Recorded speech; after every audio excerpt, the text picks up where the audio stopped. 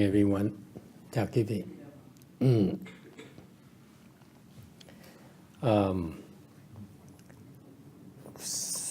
Some of our friends have left and gone back to their secular life. Số người đã trở về với cuộc sống bình thường của họ. And I'm very pleased to report to you. Em xin thông báo cùng quý vị biết that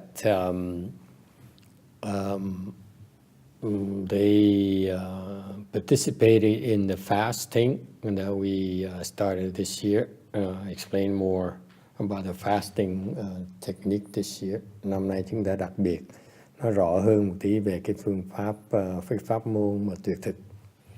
As a result, one of them fasted for 7.5 days, the other 9 days. Thì một người phát tâm tuyệt thực 7 ngày rưỡi, một người kia thì 9 ngày. Continuously. Drinking only 1 cup of water per day. Ngày uống một tách nước thôi. And they completed that successfully, and I'm very pleased with their progress. Thầy rất mừng, chị này thầy bỏ thời giờ nói chuyện với họ.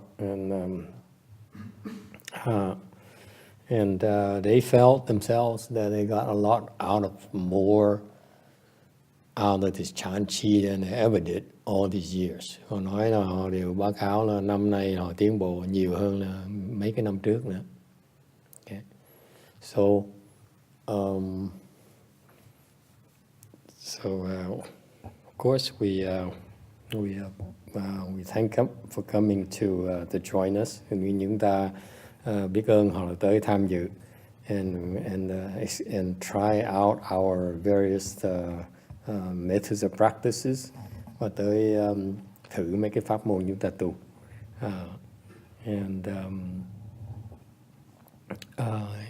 Just like in everything else in life, if you want to reap the benefits yourself, you have to do it yourself.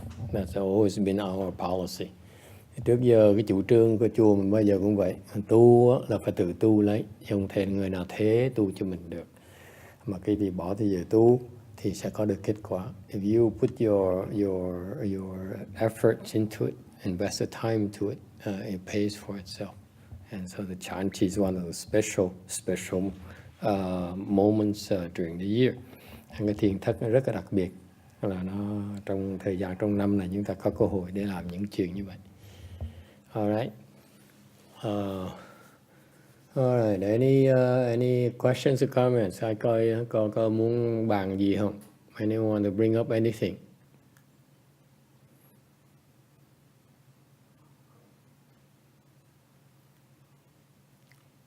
Okay, this is the time for you to ask questions. You can bring up about any kind of topic you want to talk about. Thời gian này quý vị có thể nói bất cứ về cái chuyện gì quý vị thắc mắc. So it's a time to share with others your doubts, your concerns. Cái đó cái hồi để chúng ta có thể chia sẻ những cái nghi vấn, những cái thắc mắc. We don't profess to know everything. Chúng tôi không nhắm biết là có thể trả lời nổi là không. But we try our best to give you what we know, share with you what we know. Chúng tôi chỉ cố gắng chia sẻ cùng quý vị cái gì chúng tôi thấy được, cái hiểu được thì chia sẻ thôi. Okay. It turns out that these sessions are also important. Những cái lúc này nó quan trọng because they you'll be surprised as to how many people have to share and the same kinds of questions and doubts that you might have yourself, but they don't have a chance to verbalize it. Rất nhiều người có những cái thắc mắc, có những cái nghi vấn mà không có cơ hội để mà hỏi. Okay. The Dharma is not bestowed upon unless it's requested, unless it's asked. Cái pháp nó được ban khi mà quý vị hỏi, khi mà quý vị có những cái thắc mắc mới ban ra được, hỏi mới nói. Okay. Otherwise is really, you ask me personally, nếu một cái việc hỏi thầy á, I feel that I really have nothing to teach. Không có gì mà để mà dạy hết á. Okay, all we have are things, suggestions that we can share with you to address your questions. Chúng tôi chỉ có những cái phương pháp, có những cái ý kiến để giúp quý vị giải quyết những cái vấn đề của mình thôi. Okay. So, all right. Yes.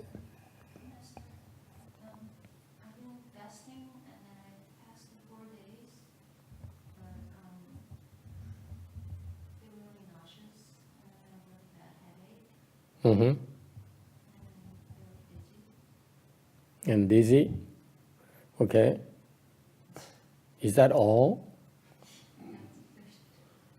So, this young lady here had been fasting on her 4th day. And she says now she has a headache, she was dizzy, nauseous. And what is the problem? And you want to quit? Uh-huh. And your original plan was how many days? 6 days. 6 days. Oh, you're almost there. 2 more days and you can go home. Hỏi mấy ngày dự tính mấy ngày nó 6 ngày tới đó, còn có 2 ngày kệ, làm tới 2 ngày rồi về cũng được, đâu có sao đâu. Đúng rồi. Đúng rồi, tại vì tôi nghĩ 2 ngày đó cái người ta 9 ngày 7 ngày người ta không có chết, thì mình bị trục trặc giống như mình cảm nhức đầu vậy thôi, khổ chịu 2 ngày nữa không qua. You didn't watch the video, did you? The other night when we talked about the. She watched it. You still remember her? I don't remember her being there even. You met that day. That's how you remember? We were neighbors. I see. Yeah. So what's the problem again? You dizzy? You. Cái này người này nói là bây giờ tôi nhức đầu, chóng mặt, buồn nôn, buồn nửa, muốn nghỉ, muốn bỏ cuộc.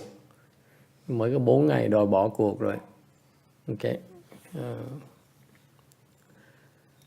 I don't know. Anyone have anything to say to her? Yeah, watch video again. Watch video again. Anyone else? Có ai có lời nói gì khác không?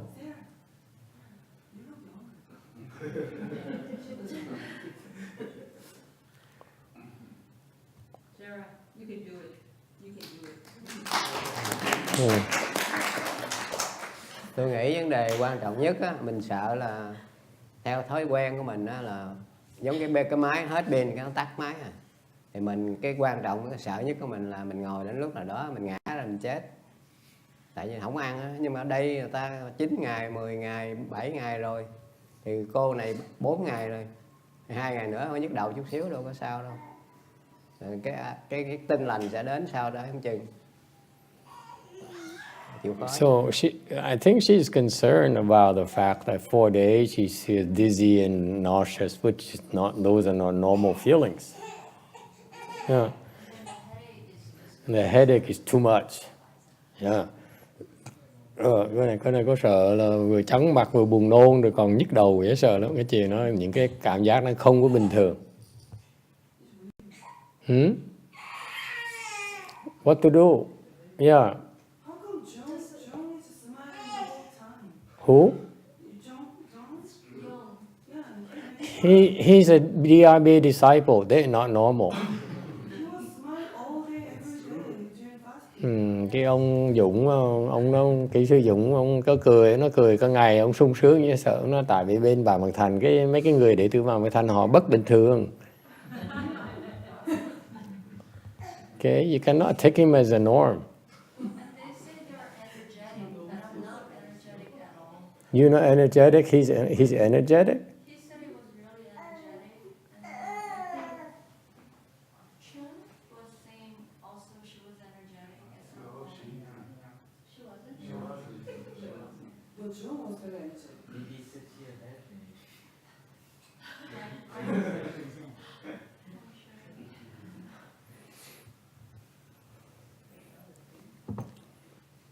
Have you used any medicine before you fast? I did 3 days before. Yeah. Before you fast, have you used any medicine? I'm sorry. Medication. Before I come here. Before you fast. Yeah, I'm on pill for the hypothyroidism. Yes. I read a story of the journalist in Japan. Before he have fast with YongHua method, and he stopped the medicine. After that, he feel terrible headache, and about 4 or 5 days, it stopped, and he feels so good. So he think that the effect of the stop in medicine, the body needs the regular medicine. Now he stopped it, it affects. What medication were you taking? What medication did you say? What kind? Hypothyroidism. What is that for? It's supposedly increase your metabolism Why? because I have the actual disease name is Hashimoto disease, which is your body is attacking your own thyroid gland cells. So because of that, certain chemicals is not produced enough that it makes your body have a low metabolism. Mm. So the typical treatments is you give this levothyroxine. It's like a chemical that it will overall your body will increase the metabolism. And did you stop taking the medicine after you fast?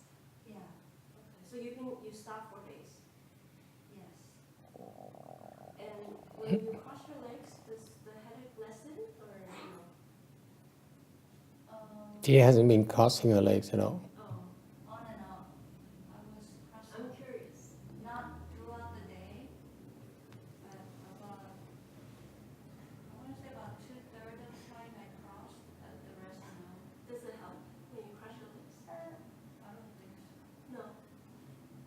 No change or worse or No change. No Just change. headache is consistent. consistent? And how long do you cross a period for the longest period of time? Just out of curiosity. 1 hour and 46 minutes like that. And dizziness too? Yeah. Constant. No, dizziness when you get up. When you get up, then you feel dizzy.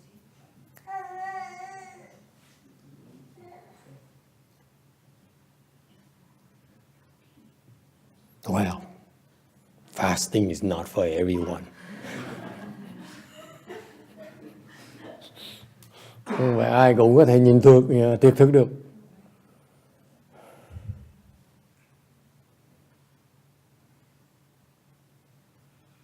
Anyone else have anything to say before we advise her to cut her losses and quit? Ai muốn nói gì đó khi mình khuyên cô này bỏ cuộc không? So the headache starts first day or fourth day? Actually, when I came in here on board, I felt really great. Because the night before I was at home, and then I felt really exhausted. I felt no headache. So when I came in the morning, like 8 a.m., I was energetic.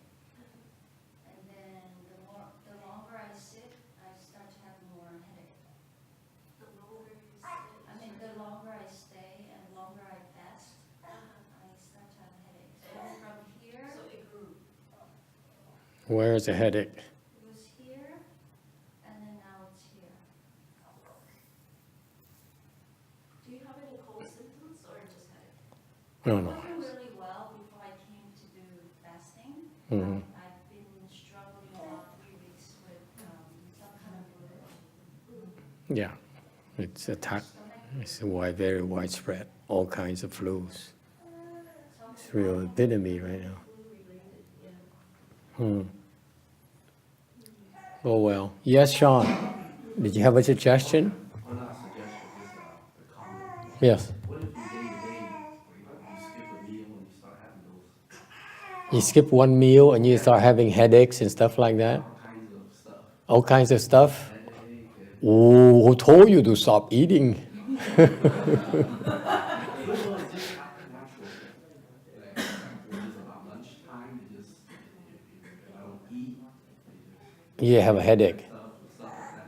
Yeah. All kinds of tired, grouchy maybe. But after you eat, does it go away? Oh, Oh, yeah, definitely.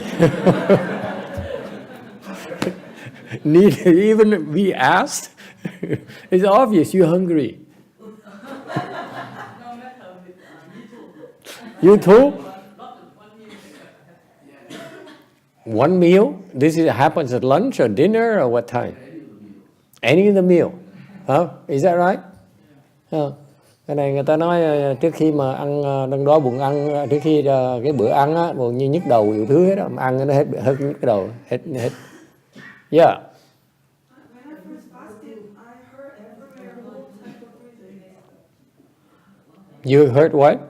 When I first fasted 3 days, I felt pain everywhere the whole 3 days. So that's normal, right? Yeah. I think so, yeah. We still work in progress, we cannot say anything 100%. We say maybe, yeah. Maybe, absolutely.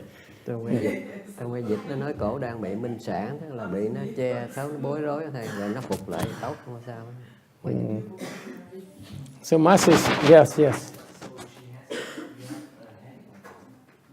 she healing herself by now? Huh? Isn't she healing herself by now? By having this? Is he healing herself right now? Try to convince her of that. And my face get like really hot, like that. And listen, her face is very hot. It's really hot and then It's not normal. Since when your face hot?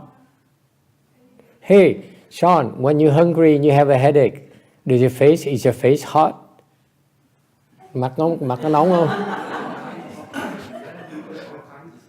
Yeah, all kinds of stuff. I know it's hungry, but I mean, my point is, if I plan to fast, I don't think I can. You don't think you can do it? I will reach anything through one day. You haven't even tried, and yet you decided already. He said he can do 2 hours. 2 hours. No. Why do we fast? I explained it today after I talked to those people who left this afternoon. They nói về cái chuyện này.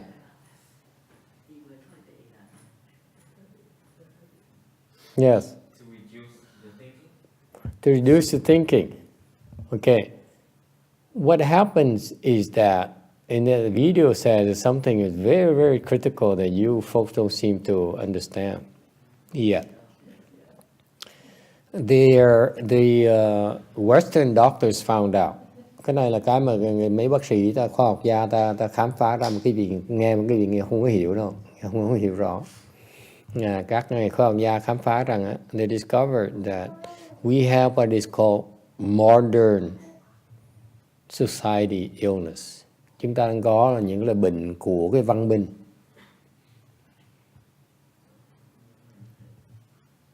Okay. So he said before the advent of civilization, these types of illness never existed. Trước khi mà có những văn hóa cuộc sống mà cái xã hội mình có bây giờ đó, văn minh mà đầy đủ của mình có bây giờ, những cái là bệnh mình có bây giờ, một số bệnh lớn mình có bây giờ nó chưa bao giờ nó hiện ra. These illnesses only appeared after, especially in societies of surplus, nhưng cả trong những cái xã hội mà mình có rất là đầy đủ.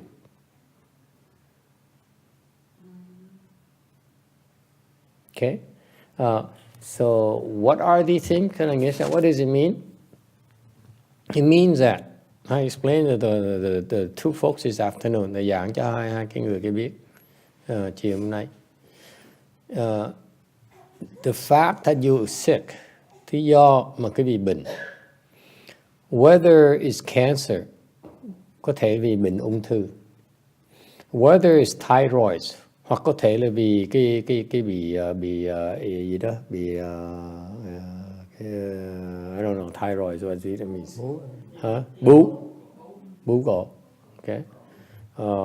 Whether it's digestion problems, whether it's lung issues, nhiều cái bệnh có thể bệnh phổi, có thể cái bị bệnh tiêu hóa. Okay. These things occur and they grow, they worsen. Những bệnh nó hiện ra và càng ngày nó càng trầm trọng. Why is that? It's because you're feeding these illness. Okay, I pay attention to this because when I started teaching years ago, they also when they started the Iraq War, thầy để ý chuyện này tại vì mấy năm trước khi thầy bắt đầu dạy đó, thì cái chiến tranh Iraq nó xảy ra. And so first time in my life, I was able to watch how Westerners deal with the war. Lần đầu tiên ta mới thấy được mình tận mắt mình quan sát cái người Tây phương ta đối phó với cái chiến tranh ra sao. Còn Việt Nam mình Việt nó it's no big deal. Việt Nam chúng mình là biết bao nhiêu chiến tranh cả ngàn năm rồi, right? Okay, we've been at war for thousands of years in Vietnam. There's nothing new to us. But I'm curious to see how the Westerners would deal the civilized world deal with especially Americans deal with the war here, the war issues. Thế thắc mắc làm sao cái người Mỹ đó, ta đối phó với cái chiến tranh, okay? Because they're not used to this kind of issues. And something that caught my attention, cái mà thầy để ý tới,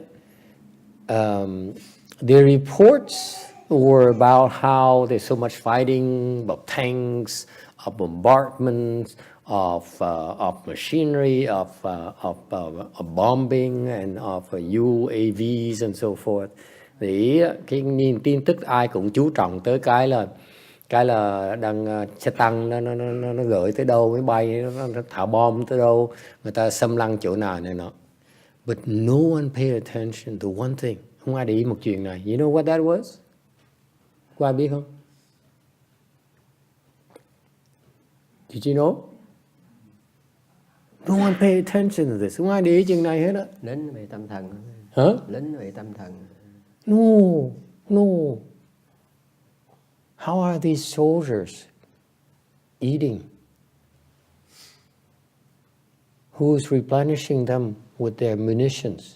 Thế cái chuyện mà không ai để ý chuyện là không biết cái chuyện rất cực kỳ quan trọng là mấy người lính họ ăn mỗi ngày, nó đánh nó giặc, nó cần nó uống cái gì, nó ăn cái gì. See? So fundamental. You go to war, you go shoot at someone. Eventually you'll be hungry. And you start having headaches. Mình bắn lúc khi mình đói bắt đầu nhức đầu. How the heck you can continue the next day now? Yeah, it's 2 hours. People are hungry. I mean, they burn up a lot more than you do. Of course, they'll be hungry. They'll be having headaches. Đương nhiên họ làm việc nhiều hơn mình nhiều, họ sẽ nhức đầu, họ đủ thứ vấn đề hơn người đó. Ha, cô gọi coi.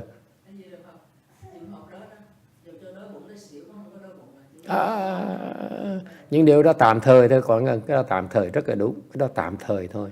Rồi cuối cùng mình phải cho họ ăn. Thành thầy khám phá ra đó, cái lúc mà tụi Mỹ nó đánh giặc á, nó có một cái hệ thống nó vận tải, nó vận tải chuyển tới đồ ăn này, đồ uống này, áo giáp này, binh này, lính này, rồi thuốc men này, áo quần này, đủ thứ hết, nó vận tải tới. Okay, so what I discover is that the American army, the United States Army, they have a very elaborate scheme of supplying them.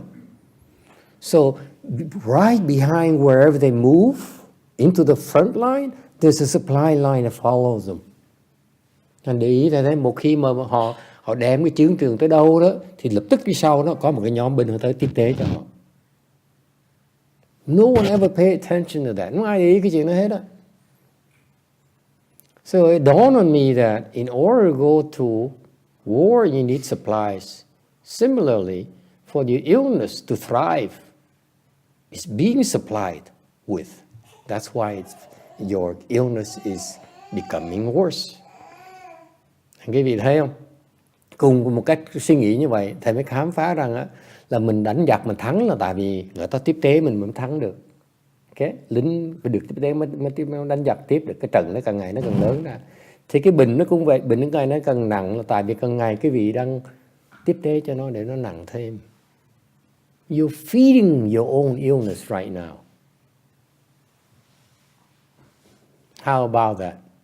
Huh? So the pharmaceuticals, they say, okay, now the tumor is bigger, so I increase the dosage.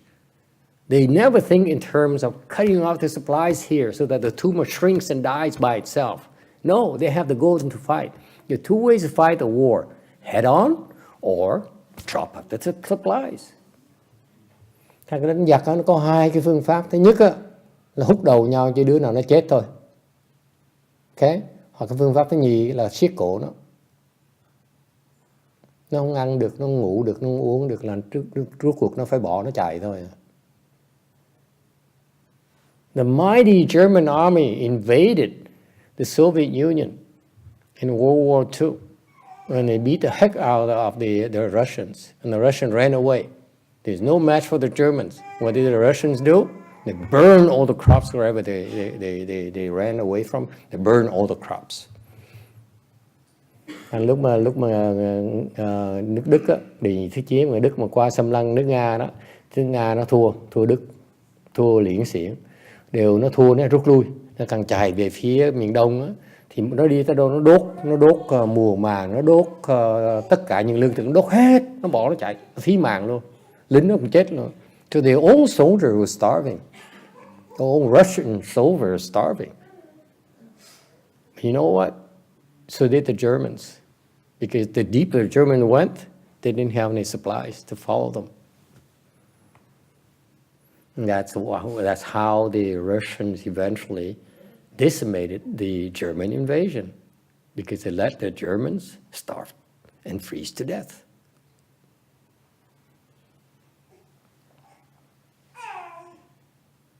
Okay?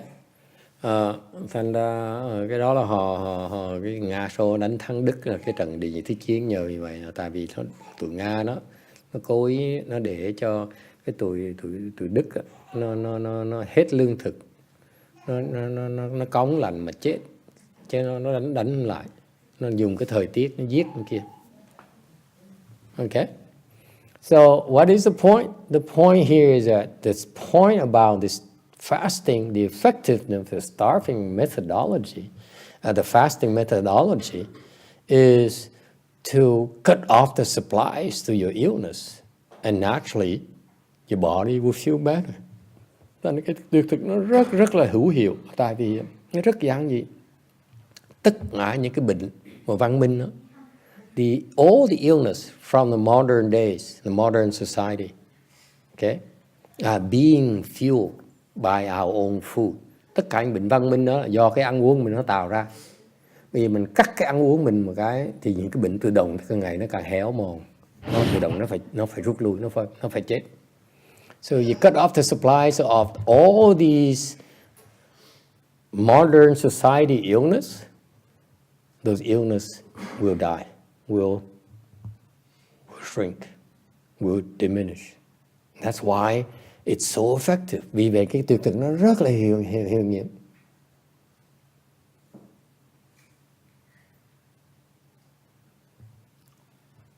All right. Any questions? Anh thắc mắc gì không? Yes. Can I ask you how you feel about juicing? Like, does it have the same benefits or no? The juicing would work at a diminished level because juicing reduces calories. That's all it does. Okay, it reduces calories and reduces intake of toxins. The Buddhist sages say that if you want to live longer, don't eat as well. Yeah, the better you eat, the shorter your life's going to be. It's a Buddhist wisdom, right there.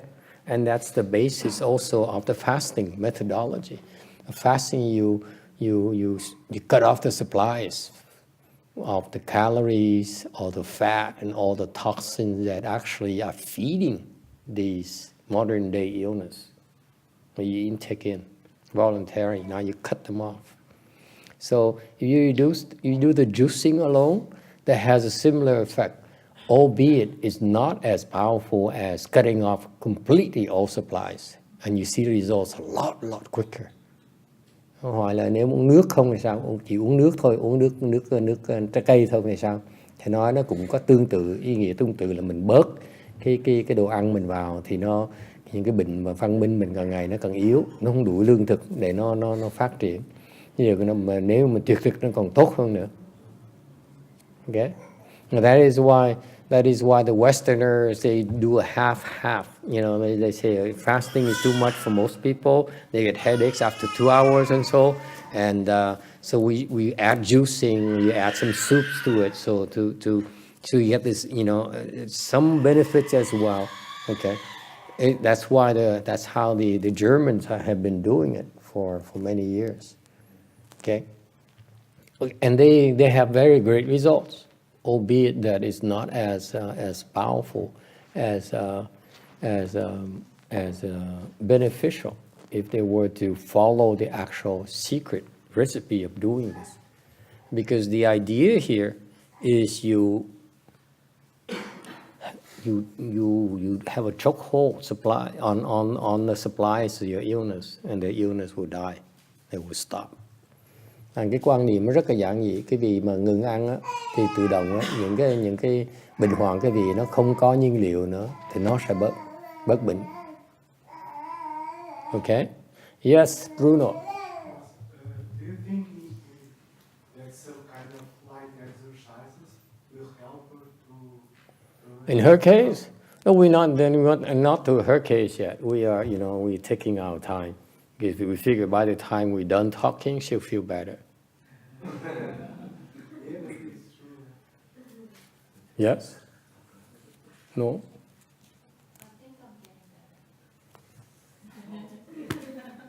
You see, that's why you're fixing the problem by just talking. Thầy nói ngoài vậy làm sao mà giúp cái cô đại hàng. Thầy nói là mình lậm lơ, mình cứ nói lúc nó nghe điếc của mình nó quên hết. Nó khỏe là ngày. Thầy hỏi cô có khỏe không? Cô như cô có càng ngày càng khỏe hơn một tí. Okay. Yes. So, Master, so is there a sign like, you know, people like Sean was giving an example that he get hungry, he get like, you know, headache and all the symptoms. So is there a sign of illness? Is that what? Is there a sign? Is that you know how you say that? Because If you are not meditating and you feel faint and so forth, it's not a good sign. Okay. Câu hỏi là nếu như mà mình không có tu hành gì hết, mình không có thiền gì hết đó, mà bỗng nhiên trước khi mình đói bắt đầu nhức đầu này nọ đó, là chuyện nó không tốt. It's not a good sign. Because it means that your body is deficient. Okay. But I wouldn't worry, you know. If I were you, okay, I wouldn't do anything. I would have a cup of tea.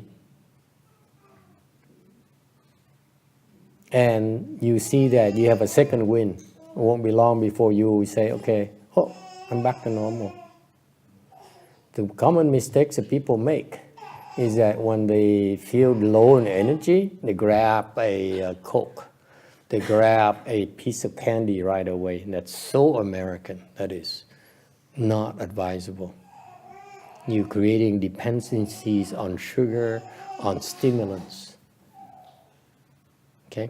Nên thầy nói trường hợp những người như vậy mà không có chịu tu, không có tu đó, không có thiền gì hết đó, mà người nó yếu như vậy đó, là chuyện không có tốt. Okay? Nhưng nếu không gì phải lo hết đó, chuyện rất là thông thường.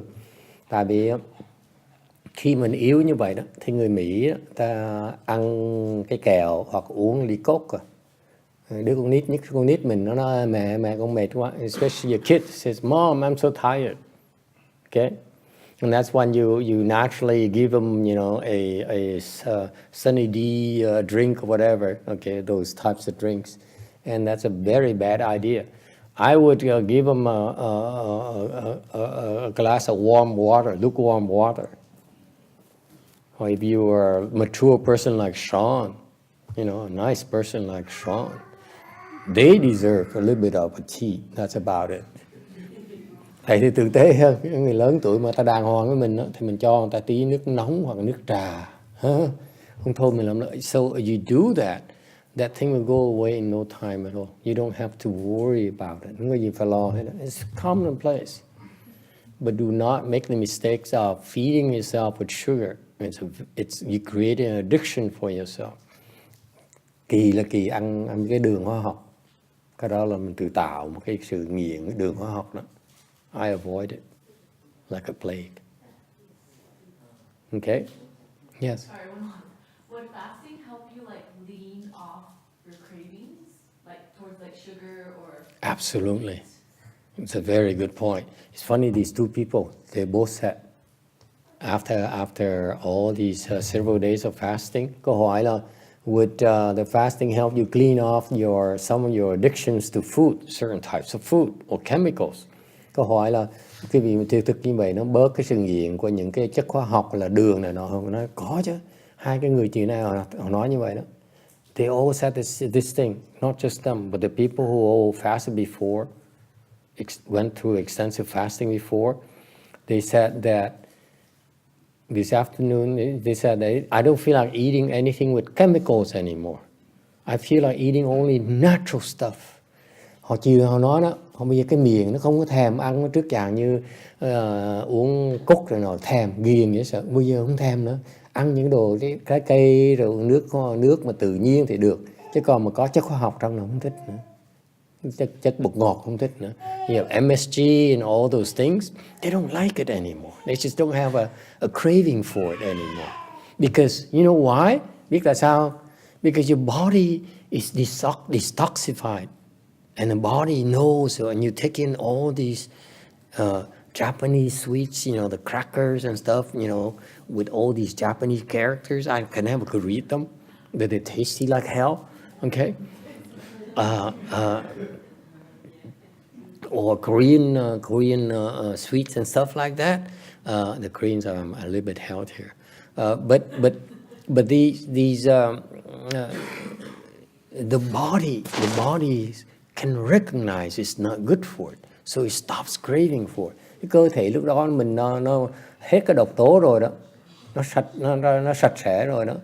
Bây giờ ăn độc tố vào nó khó chịu, nó la bye bye à. It complains. It says no, I don't want this. Hey, cut it out. And then you don't pay attention. You say, but before this, I must have a phở with MSG. Trước tôi quen rồi, trước ngày nào tôi phải ăn tôi phở, chứ không thôi chịu không nổi. Okay, because it's an addiction to MSG, by the way. Phở is an addiction to MSG. Phở là nghiện bột ngọt. You realize that? The Vietnamese who are proud that this is our national dish. Actually, it means it's natural form of self-poison. Phở is MSG. No one can make a good pho without MSG, unless you come and see me. I have a recipe. No MSG, even better than MSG. But we can't sell it because you cannot make money doing it this way. Okay. Phở là phải để bột ngọt mới ngon. Không có phở, không có bột ngọt sao mà ngon được. Phở mà thiệt sự mà làm nguyên chất nó ngon dễ sợ lắm. Như đều mình làm tiền nổi, bán ai mua nổi thôi. Okay. So actually it cleans your body from all their attachment to all these things that it recognizes toxins. It's addicted to it. Là sau khi cái vị tiệt thực cái cơ thể nó lành mạnh rồi, nó sạch sẽ rồi đó, nó không thích ăn mấy cái đồ mà hóa học này nọ rồi đường hóa học nó không thích nữa. Naturally it doesn't like it anymore. You know, it's just like, you know, Chin was saying, oh, man, this sugarcane juice, oh, it is so good. It is so good. It's bad. It's very, very good. I don't have a craving for Coke anymore. Yeah, nói, cô nói bây giờ uống nước mía thầy thấy ngon, mà uống trước mê uống Coca thì không thèm nữa. Okay, so far so good. Yes. Is that better now to the sugar cane than the meat? Yeah, if you do the natural juices, it's far better than use any of the chemicals. You know, all the, I'm sorry, Mr. Warren Buffett, but the Cokes and the Diet Cokes and the Pepsis and so forth, they are poisonous to you. You're drinking poison. Okay? Yes. But everything that you are talking about Yes. now, Yes. I noticed that only with meditation. I never fast, but with meditation, I stop craving for it. Yeah, you naturally go off those, you glean off all these attachments to these chemicals, because when you meditate, you detoxify your body. That's another way to detoxify your body. And once it's detoxified, when you reach a certain level, the body recognizes that, I'm feel better now. Don't mess with me. Okay? Please stop messing with me. And cái khúc mình thiền nó cũng vậy, nó xả chất độc trong người mình ra, người mình nó sạch sẽ rồi tới một trình độ mà sạch sẽ nó rồi đó. Bắt đầu cơ thể mình không thích ăn mấy cái đồ mà chất có học, có bột ngọt nữa. It's all natural. Okay? So the reason we advise you to do fasting is because for some of you who are really not committed to meditation and you want to see find a way to improve your health in a very, very intensive way, this is very, very, very effective. This is a secret we understand. Đây là cái bí mật chúng tôi biết để giúp những cái người mà thiền không có được. Chỉ cần thực một cái trong môi trường này nó sẽ chữa bệnh. You will heal yourself. Okay? Okay, like for example, for younger kids, mấy cái đứa con nít, this is for your information, for your consideration, cho quý vị biết những cái chuyện này. Những đứa con nít, let's say they go and join the scouts or something. Nó đi chơi gì đó, say scouts, chơi gì ha? And they go camping, scout camping for 2 or 3 days. And some scout masters pretty smart. They get them off into a vegetarian diet, and the kids come back much more energized. So your diet really has a great effect, great impact on your general health. Thành ra cái ẩm thực của quý vị nó ảnh hưởng rất là lớn về cái sức khỏe của quý vị. All right. So I told them, you know, so it's natural that now you don't have a craving for, you know, you stop craving for chemical-laced stuff, chemical-laced drinks. Okay, but over time when you don't pay attention, over time as the body is not loaded up into toxin anymore, naturally these cravings will come back. Để từ từ sau khi cái vị mà tuyệt thực rồi, cơ thể cái gì nó bắt đầu độc tố bắt đầu nó dồn lên lại á, thì lúc đó cái vị tự động có những cái muốn ăn những cái đồ chất hóa học đó lại. Okay. All right. So it's very, very interesting to observe all these back and forth. Thành ra mình phải bỏ thời giờ, mình phải giữ gìn sức khỏe, mình thực để giữ gìn sức khỏe. So you need to have a balance.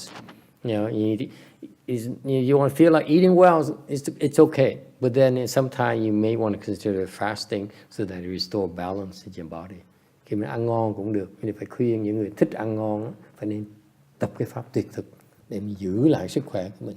Chứ không là cơ thể bệnh hoạn dễ sợ. You don't. You simply are loading up your body with toxins. Okay?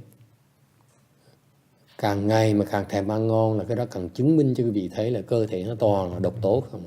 The more you have cravings for good food, the more proof right there that the body is loaded increasingly loaded with toxins. Okay? Naturally, your body knows what it wants and doesn't want. That's what the craving comes from. Thành ra cái vị biết không, cái cơ thể cái vị nó biết nó cần cái gì. Tức nó khỏe mạnh đó. Nó không thích những cái đồ mà nó hại nó. Đặc tốt. So when it's healthy, it wants stays away from all these toxin stuff. When it's sick, nó say, okay, make me more sick.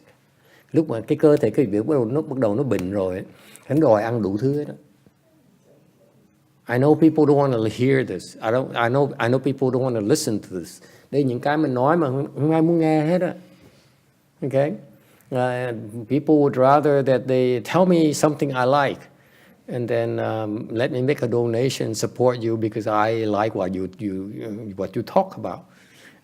I just don't tell me the truth about me. That's all.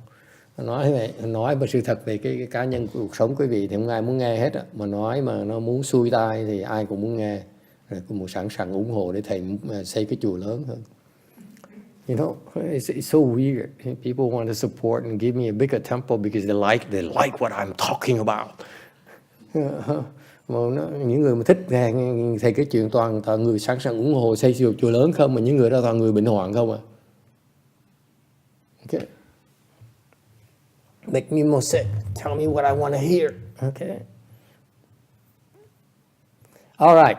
So that's what I would do. I wouldn't worry about it. I would calmly, okay, get a cup of tea, enjoy my tea, take time to do my tea, sit down, and then drink it slowly. It goes away just like that. Những người lúc mà bị như vậy đó, nó hụt hơi, hụt sức đó, mình bình tĩnh, mình ngồi xuống, mình rót ly trà, rót trà, rồi ngâm trà, rồi lấy trà ngồi uống bình tĩnh như vậy, cái bệnh nó đi, búng tay nó đi ngay lập tức. Alright, we still have a problem with my Korean princess having headache. Khổ, công chúa đại hàng của thầy vẫn còn bị nhức đầu. This terrible migraine, nhức đầu dễ sợ. It's not supposed to happen. Không nên phải xảy ra như vậy. What to do? Làm sao bây giờ?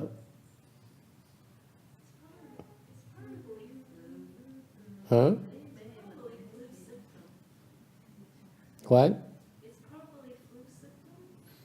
No, not the flu. This is not the flu.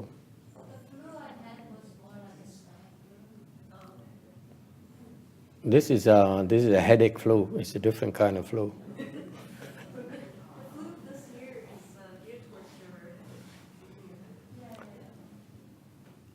No, this is not the flu.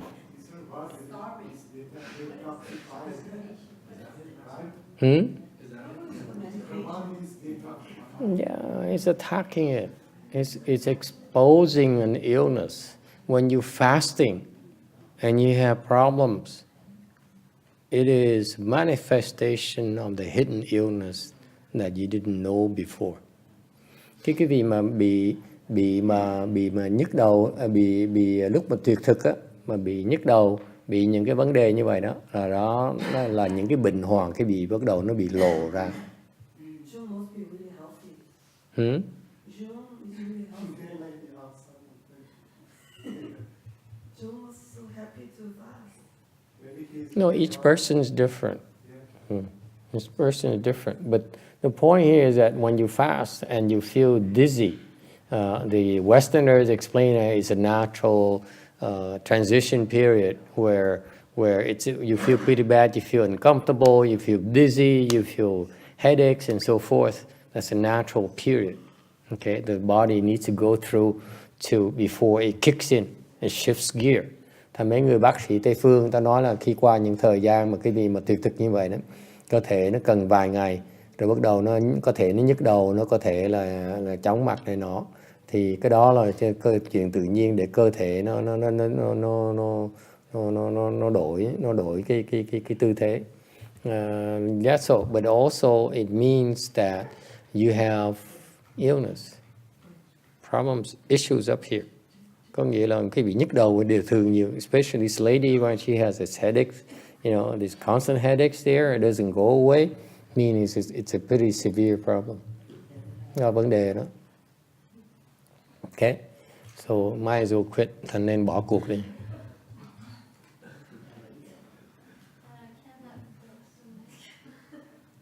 Why not? Because I have to fix my disease.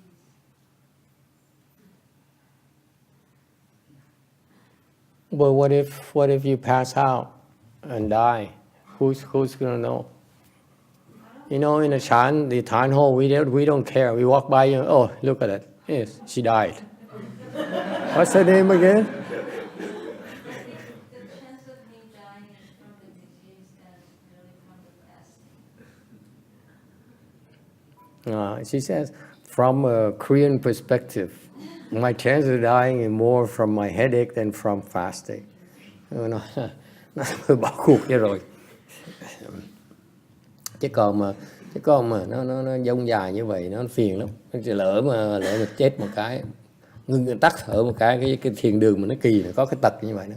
Mình đi ngang thấy ủa, hình như là cái cô Sarah cô chết rồi thì phải.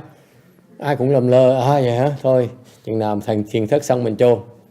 So we find out that say Sarah passes away. We say okay, we still have 5 more weeks, no problem. 5 tuần nữa mình chôn, không có trễ. Weather is pretty cold nowadays. Jenny said that Master can send you to peel and faster.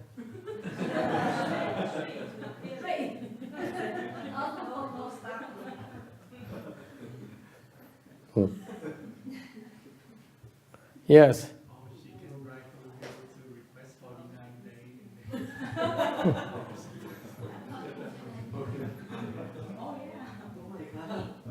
Yeah, becoming so elaborate. Just in case if I pass away.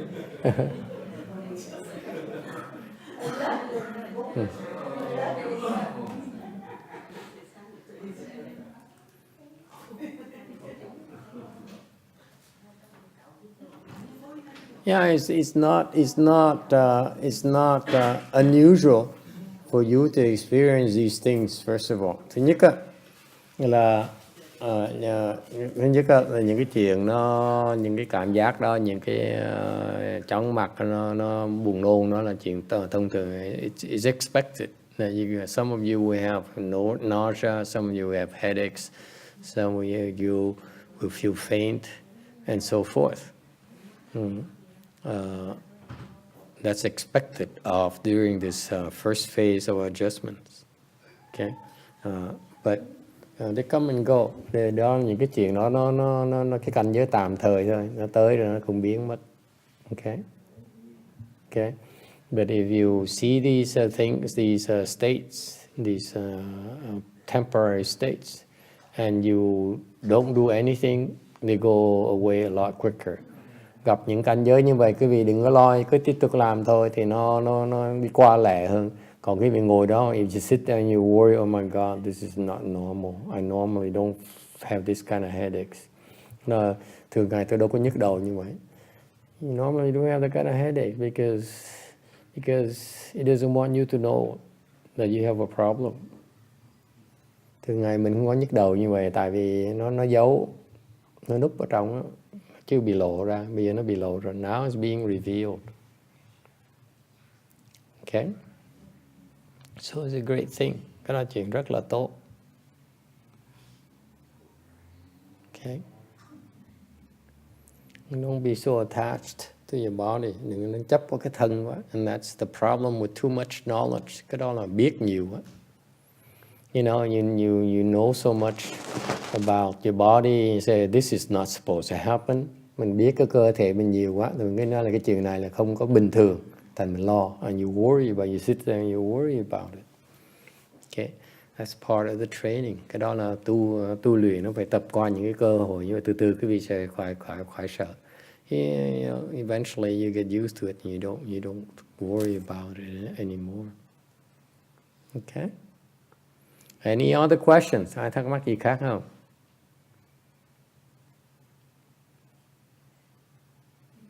Yes. Do you go outside to get fresh air? Yeah. During the day? It doesn't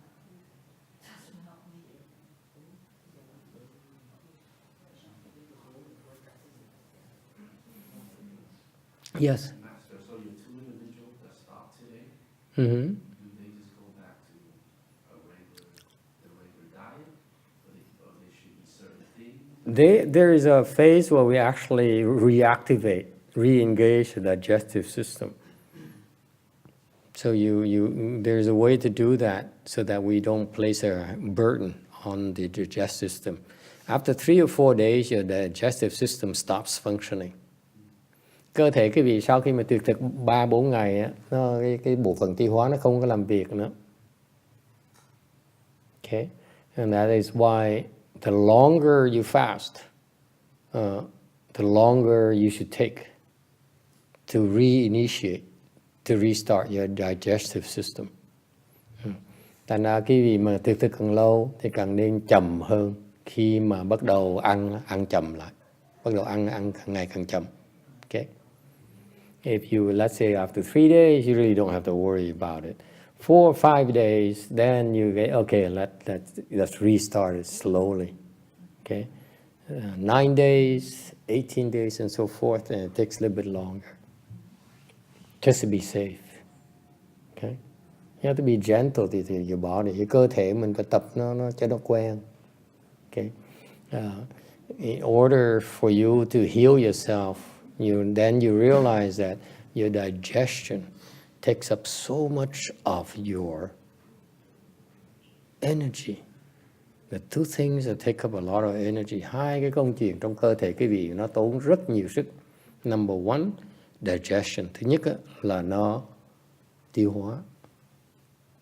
See, remember the modern society illness is because the more we eat, the more we need to digest. Vì thế cái bệnh văn minh của xã hội mình vậy. Ăn là phải tiêu hóa. Thành cái bộ phận tiêu hóa mình hoạt động hoài. So our digestive system is constantly at work. Okay? And number 2,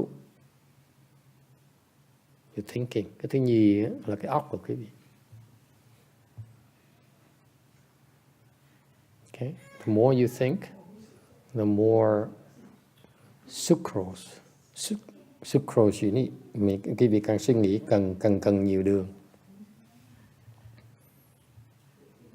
Okay, that's why it's no surprise that the 2 guys today who left, and I was intrigued on seeing why they were offered sugar cane. Thầy cũng tức cười. 2 cái người mới ngừng tuyệt thực ngày hôm nay đó, là thầy mới lạ tại sao 2 người được uống nước mía. Okay, nước mía. Okay, why would you give pure sugar juice to these people? Thì lạ làm sao có người mà mới tuyệt thực xong mà cho toàn nước đường không à? Sugar cane juice is pure sugar. Okay. Mình cứ thắc mắc chuyện đó. And it turns out these 2 people, they love it. They both love it. 2 người đều thích. You know why? Biết tại sao? They say, oh, this is so natural. This is it feels so good. Họ khen nức nở nó, trời ơi, cái nước tự động. I was joking. I was laughing inside. You take sugar, you mix sugar. I don't care whether it's honey or sugar or natural sugar cane, whatever. I don't care. It's still sugar. Cái gì nước gì nữa nó cũng là đường cái đã. Nước mía chỉ là đường thôi. It's nothing else. Sugar cane is juice is basically sugared water. And these 2 people, and they say, oh, I love it. Oh, it feels so good drinking about these things. Rồi 2 người thì cực hầm trong bụng. 2 đứa nó khen nước nở. Trời ơi, cái nước mía nào nó ngon dễ sợ, nó uống rất là tự nhiên. You know why? They're thinking like crazy immediately as soon as they drink that thing. Nó vừa uống mà cái óc nó chạy tưng ở trên nó. Bây giờ cái óc nó nghỉ. See, the mind has been at rest for all this time, and also and now it has sugar. Guess what it does? Oh yeah, I'm still alive. Khùng cái đấy. The kind of addiction they both don't realize. Đó, 2 cái loại người nó không biết cái nghiện của nó.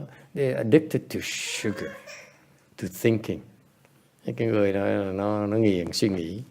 And nó thèm nước đường. That's why they're addicted to sugar cane juice. Okay.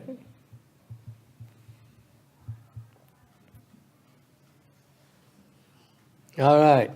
Anything else? Ai có thắc mắc gì khác không? Yes. So somebody shared a YouTube video about vulnerabilities Dharma. Yeah. And then he mentioned that back in days, vulnerable was fasting, and master someone came and said, "This is not your Dharma, don't stop fasting." So some people just don't work with fasting. Yeah. So the question is, Master Heng Lai from the DRBA, who is one of the senior disciples of Master YongHua, has a video who says at one time one of his colleagues, Master Heng Shu, was fasting, and Master YongHua came and stopped him and said, "No, you cannot fast." Thì ông thầy Hằng Lai là đại đệ tử, một đại đệ tử ngài Tiến Hóa, nói là kể chuyện là con lúc thầy Hằng Thật đó thiệt thực thì ngài Tiến Hóa mới tới chặn lại. I don't know the exact details, so I can't comment on that. Thầy chỉ không biết những cái chi tiết của cái chuyện này. All I remember is that Heng Shu was fasting for maybe like 9 days or 18 days or something like that. And then when he's nearing his fast, he has this craving. He's dropping hints at everyone. He expects to have some what is it? Those pies during the autumn. What's that called? Pumpkin pies. He had a craving. He has a huge craving for that. So he's dropping hints. So everyone, Heng Shu admitted it. So he's dropping hints to all his supporters that he wants some pumpkin pies. He had cravings for pumpkin pies. Thành ra thầy kể cái nhớ câu chuyện là Thiền Thật khi mà thầy việc thực là 19 ngày, 18 ngày đó, khi sắp xong là thầy bỏ nhỏ cho họ những người đệ tử trong chùa đó. Là ông thèm ăn cái pumpkin pie, cái bánh pumpkin. And so everyone's buying him pumpkin pies. Ai cũng mua pumpkin pies. Okay. I'm not sure that why at Master Heng Shu's level he could not fast. I doubt it very much. Thầy tin tới trình độ ngài Hằng Thật á, thầy muốn tuyệt thực rất dễ dàng. Fasting is just it's a very easy Dharma door for him. Cái tuyệt thực là nó phải là pháp môn khó đối với Thiền Thật. Ở trình độ Thiền Thật, tuyệt thực không có gì khó hết. At his level, fasting is no big deal. Okay. But I don't know about, maybe it pertains to longer fasts, which I don't know. I'm not privy to their longer fast techniques.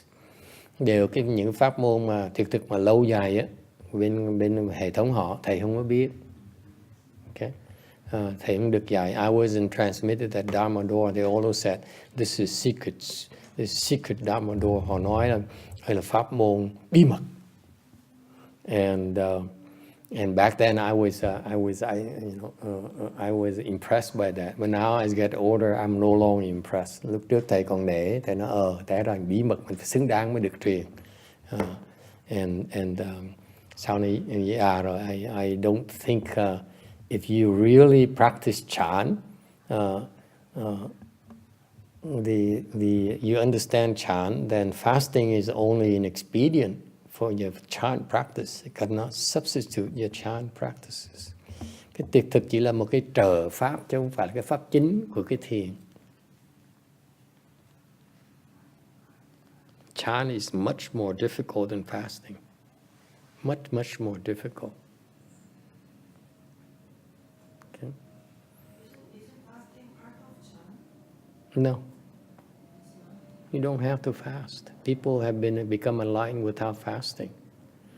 Có những người biết bao nhiêu người ta giác ngộ đâu cần tuyệt thực đâu vẫn giác ngộ như thường. Whereas a lot of people fasted and they're not enlightened. Nếu có những người ta tuyệt thực, đâu có ai giác ngộ đâu. Phật ăn một hột mè sao ăn lại? Okay. So there's a use for fasting, but it's not guaranteed to help you become enlightened. Tiệc thực có thể giúp quý vị tu hành, nhưng đều không có chắc chắn có thể giúp quý vị đắc giác ngộ được. Enlightenment has nothing to do with fasting. Cái tiệc thực nó không có liên quan tới cái đắc giác ngộ hết đó. Zilch. Không có liên hệ gì hết đó. So fasting is an aiding practice. Cái tiệc thực chỉ là một cái trợ pháp, chứ không phải là cái chính pháp. Yes? He also mentioned that when you fast longer time, you can sit without pain for longer time. So what's the point sitting longer? What for? Does sitting longer will help me become enlightened? That would interest me. But fasting to just help me sit longer, big deal. I've seen people who sit for a long, long time. I've seen people who have been meditating for 40 years. They're still stuck. They still shake.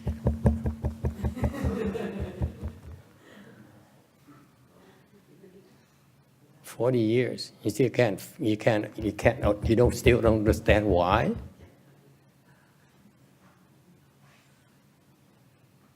I doubt that fasting is going to help you at all.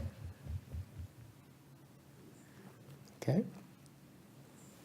Có nhiều người đệ tử Ngài Tiến Hóa ta tu mấy chục năm rồi lung lắc tùm lum la, thế nói mấy chục năm mà vẫn chưa hiểu tại sao lắc nữa thì cái gì tu mấy chục năm mà chả đi tới đâu hết, phí thì giờ cái gì. You want to ever taught them?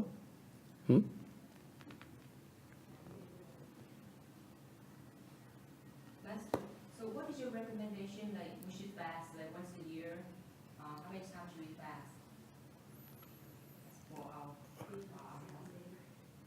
If you want to really produce very quick results, cái vị mà muốn mà có kết quả rất là lẹ đó, I would piggyback off our chantis. Come to the temple and fast. Okay? 3 days, 5 days, 7 days, 9 days. Vào chùa, lúc mà trong mấy cái thiền thất đó, cơ hội rất là quý báu giúp quý vị đó. Okay? 3 ngày, 5 ngày, 7 ngày, 9 ngày. Okay? And be tremendously helpful to restore, to improve your health. Cái tuyệt thực đó, nó sẽ tăng trưởng sức khỏe của quý vị.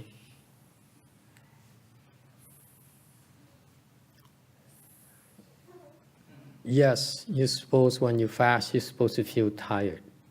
But it's like energy. As soon as you go, you feel tired, okay? And you don't do anything about it, you shift gear, your body shifts gear, and it's now able to operate at a lower sugar level. That's all it does. Cái vì lúc mà tuyệt thực đương nhiên nó sẽ yếu, nó sẽ mệt. Tại vì cơ thể cái vị nó quen rồi, nó không quen làm việc mà thiếu đường. Được khi mà quý vị mới đừng làm gì hết, chỉ ngồi nhẫn chịu thôi, thì cơ thể quý vị nó đổi vị trí, nó đổi cái thế, lập tức bắt đầu nó biết làm việc mà không cần đường. You'd be amazed how efficient your body is without needing to take in sugar. Okay, and this is where the nutritionists are confused. They said, you need to you provide more energy to your body, not unless you must. It's better to shift gear to a low gear and operate. Okay, it's much more efficient. And you have fewer illness. All right, any other questions? Hay thắc mắc gì khác không?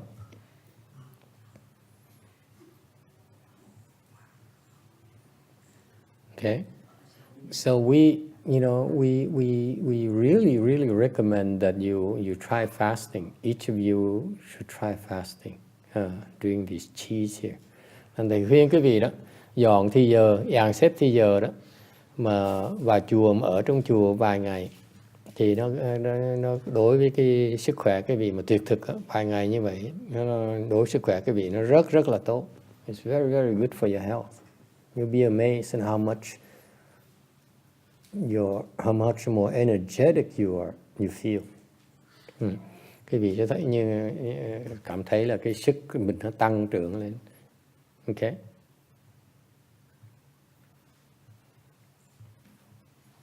Alright. Any other questions? Ai thắc mắc gì khác không? Yes. Master, so yesterday, at the end of the lecture, you mentioned that you stop shaking, observe the pain, and the shake is not real. When I do that, I feel like I'm fighting.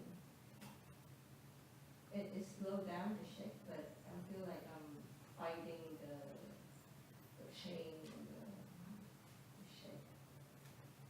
It's like, And do it until it stops. When I tell you to do something, do it. Don't question me. Do it until you can do what I tell you to do. Until you see it's empty, then you can complain to me. You haven't done it yet. Stop complaining.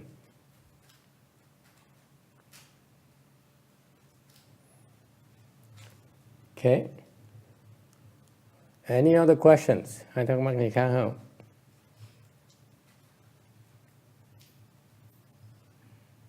Sometimes we fight, sometimes we don't fight. Sometimes we fight and yet we're not fighting. Sometimes we're not fighting and yet we're fighting.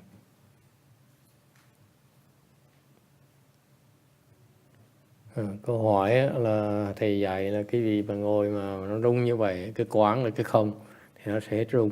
Làm như vậy bộ như cảm tưởng như mình đang giằng co ở trong. Thầy nói cái đó là khi mà thầy biết cái gì làm cái gì á, hết sức mà làm, nhất tâm mà làm thôi. Đừng có suy nghĩ gì hết. Đừng có làm tí xíu xong rồi ông thích cái này. Ok.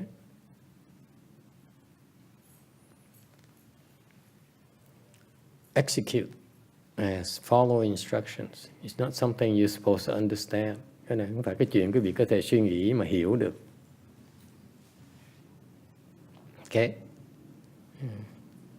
Just like how can we explain to you that the headaches and the severe pain and the dizziness actually it's a mental illness and you're addressing. Physical illness in your brains you're addressing. No doctor would sign off on that. Okay. Nói với cái gì mà ngồi thiền mà nó nhức đầu như vậy, là tuyệt thực nó nhức đầu mà nó chóng mặt, nó say sẩm mặt mày như vậy là cái đó là đang chữa cái bệnh trong óc của quý vị đó. Bác sĩ nào mà tin quý vị, ai có thể tin được chuyện đó đâu. Okay. It's beyond MRI and beyond any scanning people can see.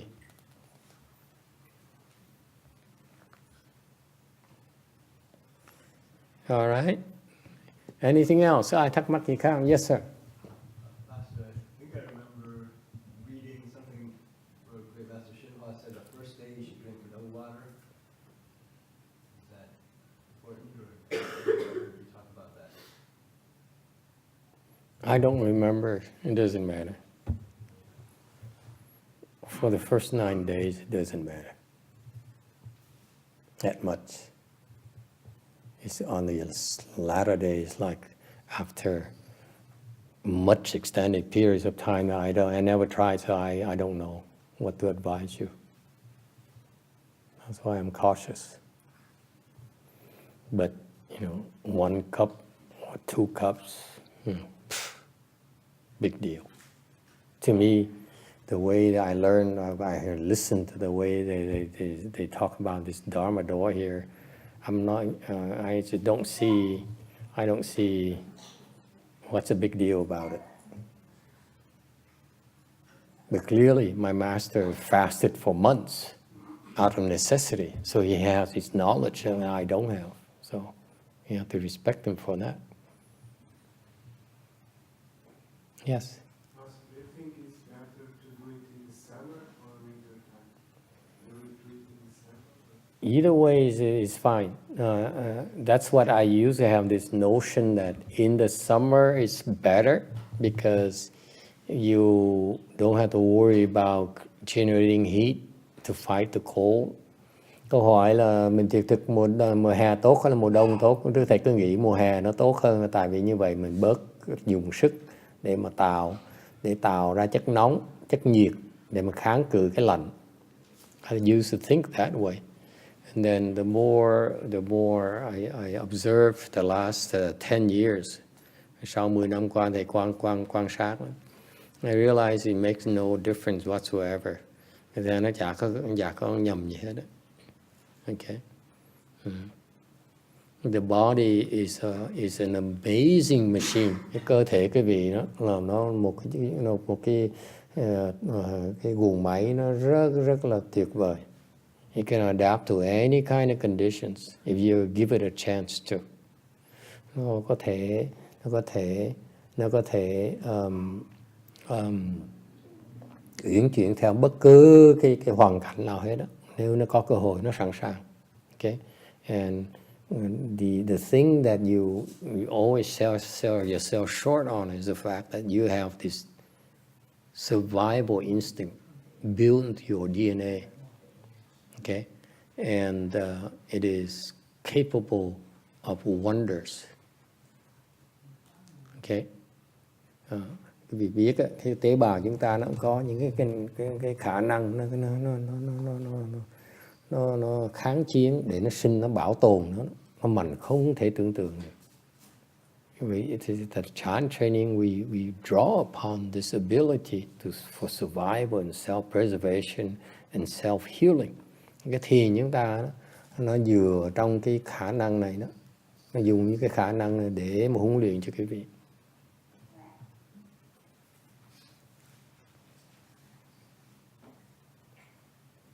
All right.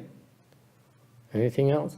Of course, if we have more details from the ERBA, which they have more knowledge about the fasting than we do, especially when we get to longer periods. Nếu bên Vạn Mật Thành họ có những cái pháp mà họ thiệt thực lâu năm á, and the men make a big deal.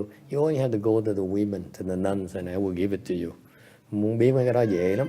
Nói mấy cô chia cái sẻ cùng cái vị ngay lập tức, còn mấy thầy làm khó, làm cao, làm này nọ. Chứ còn the nuns are a lot more easy going. Mấy sư cô bên Vạn Mật Thành họ thoải mái hơn nhiều.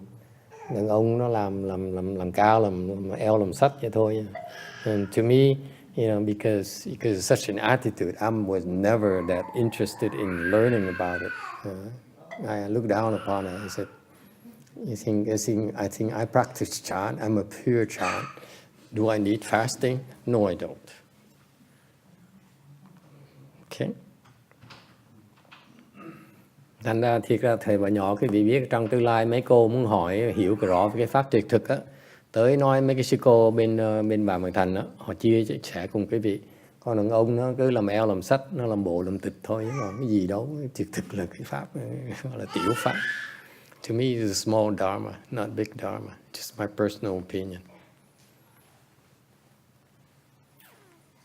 Okay. All right. We are gabbing a lot today. Unless you have any other questions, we can stop here tonight.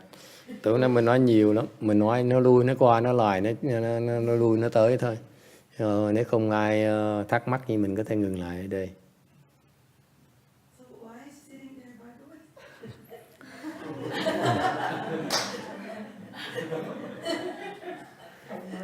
Yeah. Ngồi học luôn, nghe luôn.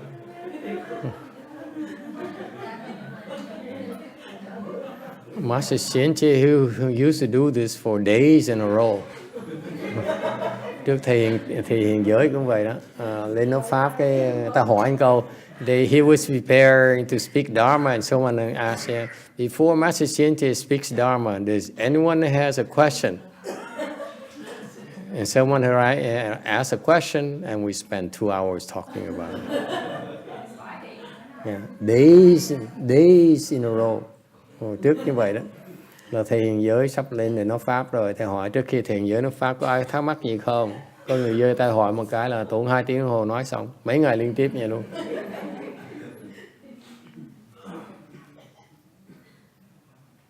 Okay, So we have to say, Master Xianchu, he'll come back tomorrow night with a much better Dharma talk.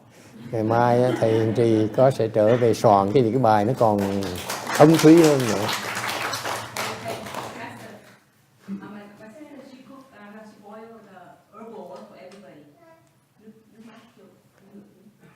Yeah.